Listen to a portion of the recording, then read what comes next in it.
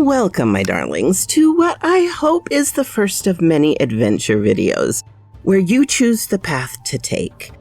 I thought I'd start off with a bit of Irish folklore, as it is the season for it. Please let me know if you like this type of video, and if I should do more. I will not insult the Irish with my horrible attempt at an accent, however. You are enjoying your trip to Ireland. You've enjoyed the pubs, the food, the music, and the people. Today, you have decided to explore the countryside and get some peace and quiet. You begin your hike into the woods and hillsides. Everything is so green and lovely. The birds and the wind fill your ears. The rare sunshine through the foliage eases your mind. Soon you are far enough in you can no longer hear the traffic, just nature. As you travel along, you can hear a growling and a yowling. It sounds like a house cat in trouble. You follow the sound off the path a bit, looking for the cause of the ruckus. You don't see the problem until a black cat with its paw caught in the branch, unable to free itself. You speak softly, hoping it's friendly enough or at least realizes you want to help. It quiets a bit and you can see a white patch on its chest. "Here, kitty, kitty." As you come closer, he eyes you, and as you reach out, it swipes at you. Do you try to free it again? Or do you decide it sealed its own fate and return to the path? "Hold still, little one. I mean you no harm," you say as you reach out again. The cat seems to genuinely understand and holds still as you gently free its back leg from the branch. He moves a bit into the woods and looks back as if beckoning you to follow. You decide to follow. He leads you to an old ruin of a house. As you enter the building, a stone structure without a roof, he moves to a corner and brings something to you. As he lays it down, you see an old coin on a chain. "My name be Tom, and I'm king of the cats," you hear, and think you've lost it. Tom continues, "You saved my life and I'm in your debt. Take this charm and may it do you good." Before you can close your stunned mouth, he jumped through a window and is gone. You step out and see no sign of him anywhere. The afternoon is getting on. You have no clue where the trail could be now. You know you were headed east, so if you follow the right of the sun, you should be headed to the roadway, at least, and to the car park. Off you head through the trees. Soon you come across a beautiful clearing with wild flowers and clover. In the middle, a very beautiful woman. The kind that sets nations to wars. She turns and smiles at you. You give a weak wave and she waves you over. "Hello," you manage weakly. "Hello yourself," she replies. "Have you gotten lost?" she asks. Well, honestly, yes. There was this cat." You trail off, deciding a talking cat is not a good first impression. She smirks and laughs lightly as a bell. "I'm sure there was. My name's Leannan." You stutter out your own name, but feel a bit strange about it. So give her only your nickname. Silently cursing yourself. It's not like you're online. You wouldn't be doxing yourself. She asks you questions about yourself, and you have a lovely conversation. She is evasive of questions you ask, except that she has recently lost her boyfriend. "So tell me, what hobbies do you have? Do you play music, write, paint, anything like that? Are you artistic? Yes or no?" "Yes, you've always loved the arts, or are fairly good at your chosen art." She becomes very interested. You explain your vision of it, what it means, and what you're trying to convey. Just talking to her has sparked your soul with amazing ideas. She leads you back to your car. You, for whatever reason you can't name, invite her back to your hotel. You don't leave your hotel for days. Information pouring from her into you. You decide to stay in Ireland, plying your art. Your fame grows, and you become famous, all with the beautiful Rhiannon by your side. But you start to become weak, tired. You can't find a reason. The doctors are stumped. Your health fades quickly. Your love never leaves your side. She's there until the very end. That cat is crazy. You're afraid of what it might carry and return to the path. Walking farther on, you suddenly notice the woods have gone silent. That makes you a bit wary. You hear laughter out of the woods on your right. Twigs snap on the left. You keep walking. More giggling on the right sounds like a child or someone with a higher-pitched voice. Off to the left, you spot something very tall moving through the trees. Suddenly, a horseman comes riding up the trail towards you. You hear the hooves and stand stunned. Will they run you down? Suddenly, coming around a bend, you see a horse and a rider wearing old-fashioned clothes. However, their head is under their arm, not on their neck. You must dive off the road to avoid them. Right or left? Oh, well, she shrugs. You can follow that path there, she points. It will lead you back to your car. I wish you well, she waves. You leave puzzled and think you've either lost something amazing or terrible.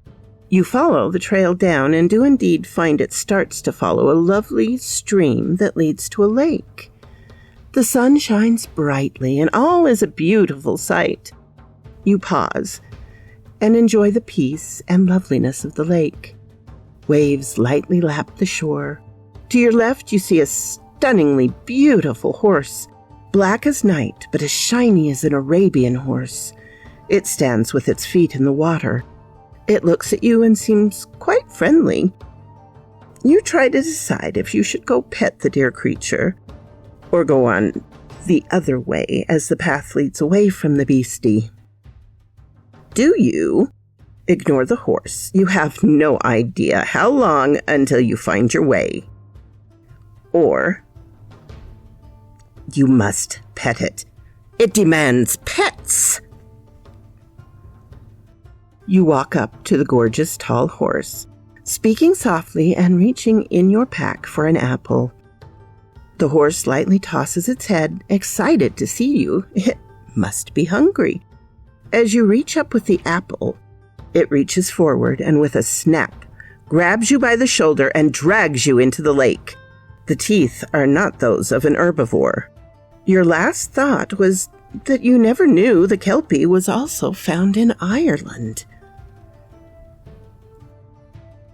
You leave the horse on the shore and head along the trail.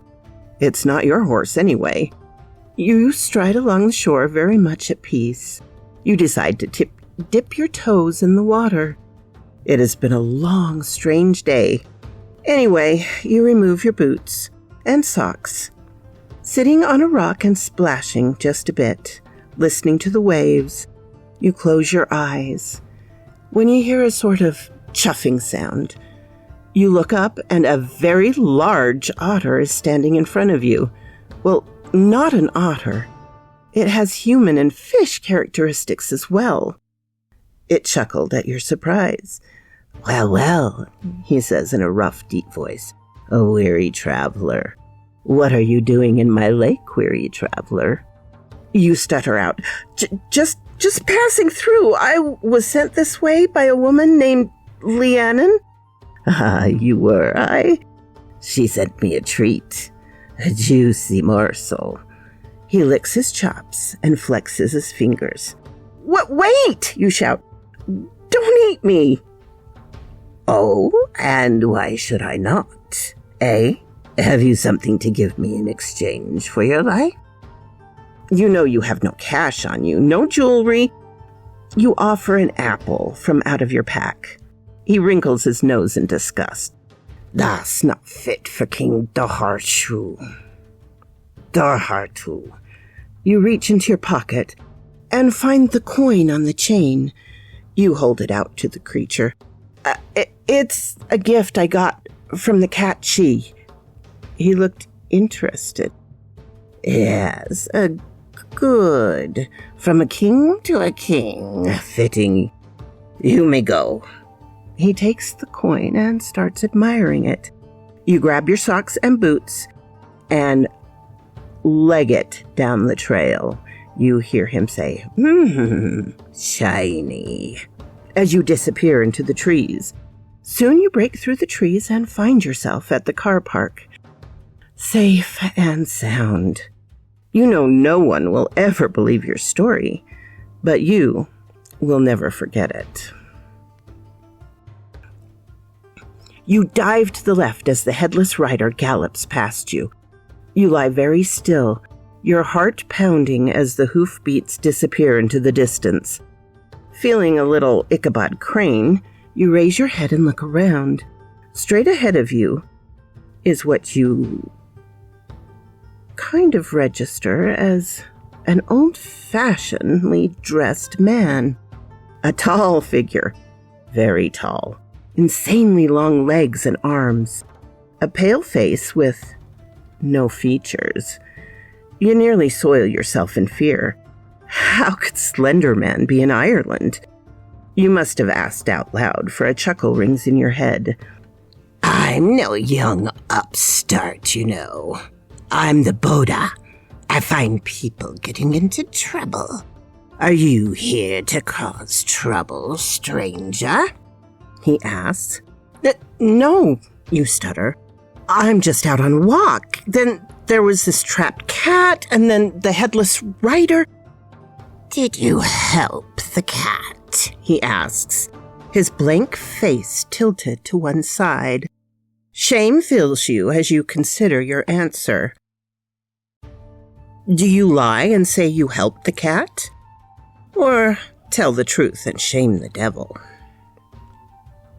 Yes, you reply. He's fine. You hear a from the Boda. I think you should run, stranger. Adrenaline fills your veins and you start running as fast as you can, with an evil laugh following you, until you unknowingly head headlong off a cliff.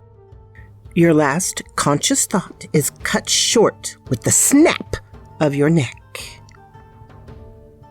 No, it swiped at me and I was a bit, afraid, you admit. I'm sure you were. Not to worry. The Katsi will be fine, I suspect. Or a new king will be called. But next time, my dear stranger, do not leave an animal or human in pain. Do we understand each other? You nod your head furiously. I will, you squeak out. Good child. He soothes you like you are a child. Now get back on the trail and go back the way you came. Perhaps returning to Ireland is not a good idea either.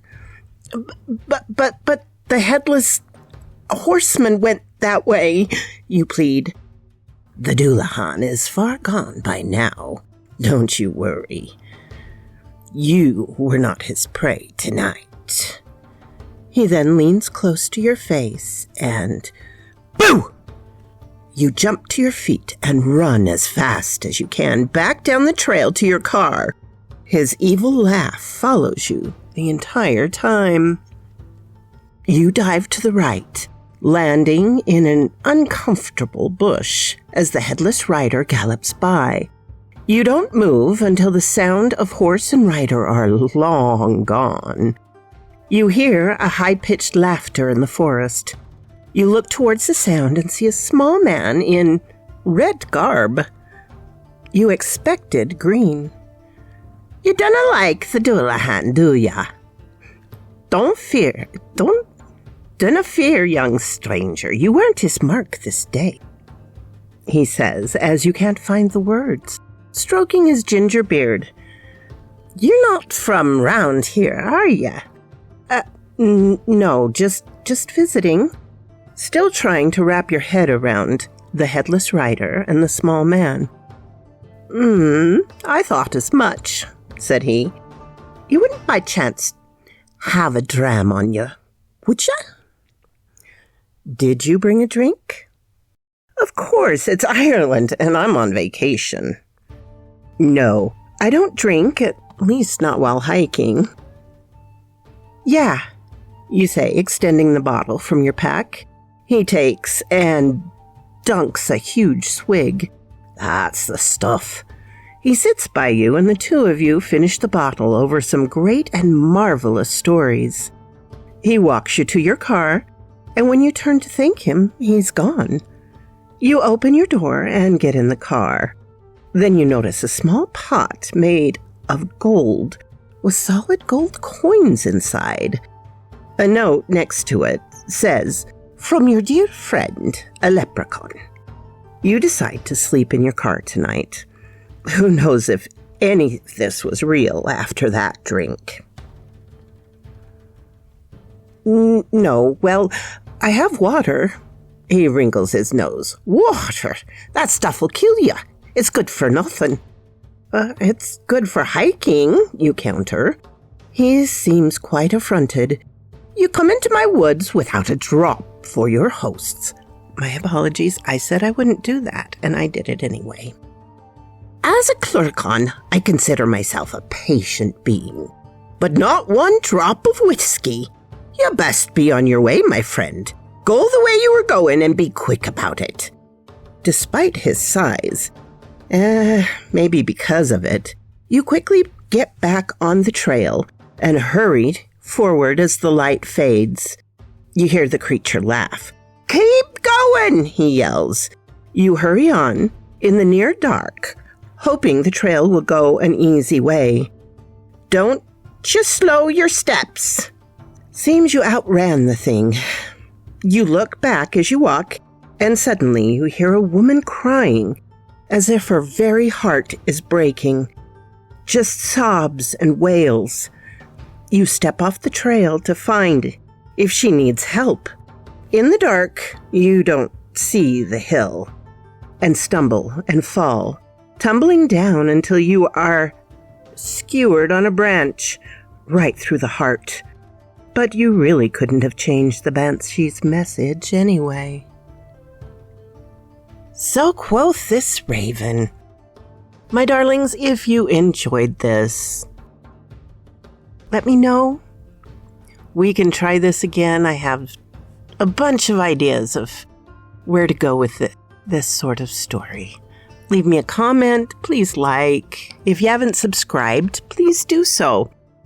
And I hope you have a glorious weekend.